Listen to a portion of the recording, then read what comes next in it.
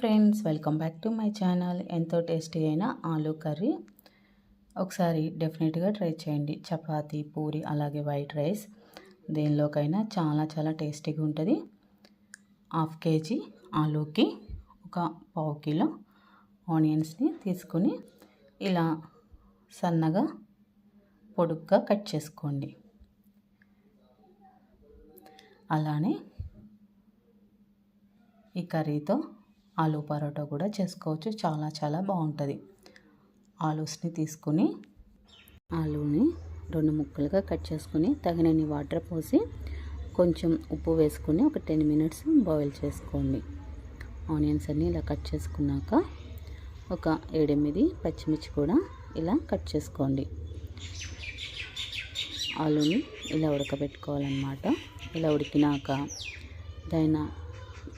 దానిపైన పొట్టంతా తీసేసి medium size ముక్కల్లాగా cut చేసుకోండి. తర్వాత స్టవ్ పై ప్యాన్ పెట్టుకుని ఒక 4 or 3 టేబుల్ స్పూన్స్ ఆయిల్ వేసుకుని పోపు దినుసులన్నీ వేసి పోపు వేసుకోండి. అలాగే ఒక స్పూన్ పసుపు కూడా వేసి కట్ చేసిన వంటి ఉల్లిపాయ పచ్చిమిర్చి కూడా యాడ్ చేసి అందులోకి ఒక స్పూను సాల్ట్ వేసుకోండి. ఆనియన్స్ చాలా త్వరగా కుక్ అవుతాయి సాల్ట్ ముందే వేసుకుంటే. తర్వాత మొత్తం ఒకసారి ఇలా కలుపుకున్నాక మూత పెట్టుకుని ఒక 10 మినిట్స్ కుక్ చేసుకోండి. ఆనియన్స్ మెత్తపడేంత వరకు కుక్ చేసుకోండి. ఆనియన్స్ని కుక్ చేసుకున్నాక అందులోకి మనం 1 స్పూన్ అల్లం వెల్లుల్లి పేస్ట్ అలాగే ఉడకబెట్టుకున్న వంటి ఆలూని కూడా యాడ్ చేసుకోండి. తర్వాత 1 స్పూను కారం, మరొక స్పూను సాల్ట్ యాడ్ చేసుకుని మొత్తం ఒకసారి మంచిగా కలుపుకున్నాక మూత పెట్టి ఆయిల్ పైకి తేలేంత వరకు కుక్ చేసుకోండి కర్రీని. మీ టేస్ట్కి సరిపడా కారం, ఉప్పు సరిపోయినలో చూసుకొని చాలకపోతే యాడ్ చేసుకుని ఒక 1/2 టేబుల్ స్పూన్ గరం మసాలా అలాగే కొంచెం కొత్తిమీర వేసుకొని ఒకసారి కలుపుకున్నాక స్టవ్ ఆఫ్ చేసుకుంటే ఎంతో టేస్టీ అయిన ఆలూ కర్రీ రెడీ అయిపోయినట్టే. మనం రసం ప్రాసెస్ కూడా చూసేద్దాము.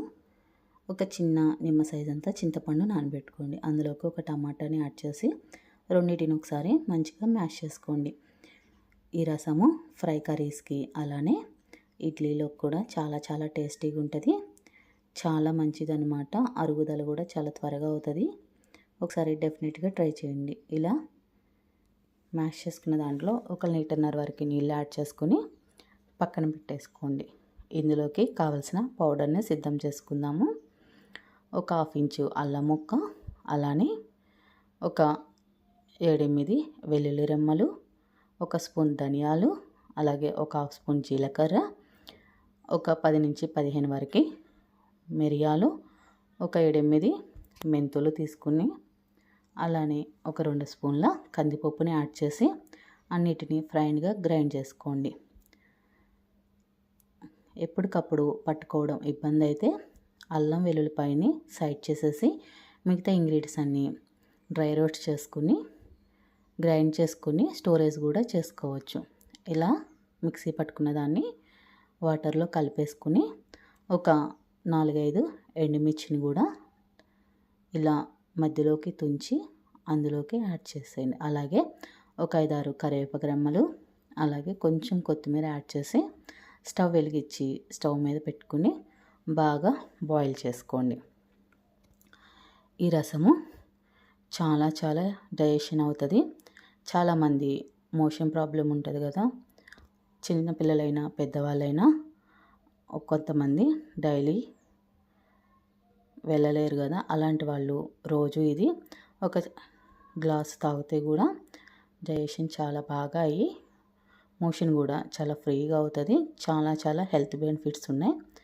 ఒకసారి మీ ఇంట్లో కూడా ఇలాంటి ప్రాబ్లమ్స్ ఉంటే డెఫినెట్గా ట్రై చేయండి.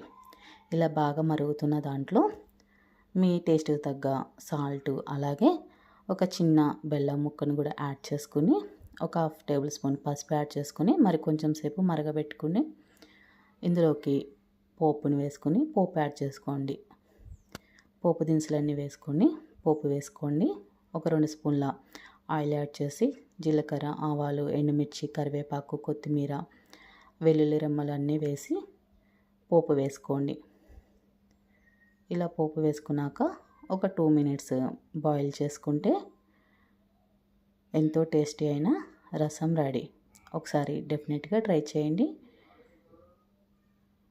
Thank you for watching. Subscribe చేసుకోవడం మాత్రం మర్చిపోవద్దు.